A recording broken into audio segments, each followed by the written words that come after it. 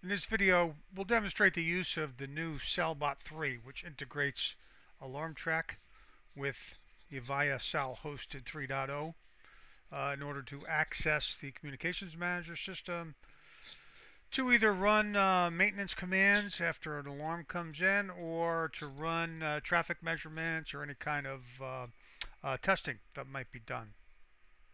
So we're going to go ahead and issue a task into the AlarmTraq server, and the SALBOT3 should pick it up fairly quickly. Here we go.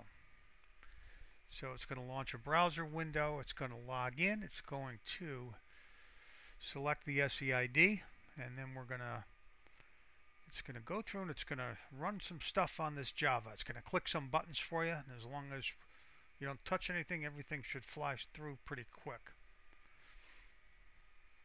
In this case, we're going to attempt to connect using port 5022.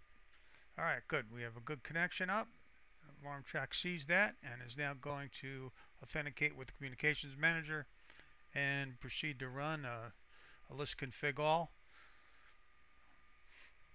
It's a pretty big switch, so there's a few pages.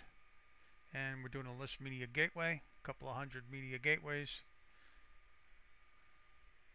And then it disconnects, and at that point it will process the information that it just got and send out any type of email notification or whatever. That's it. Thank you.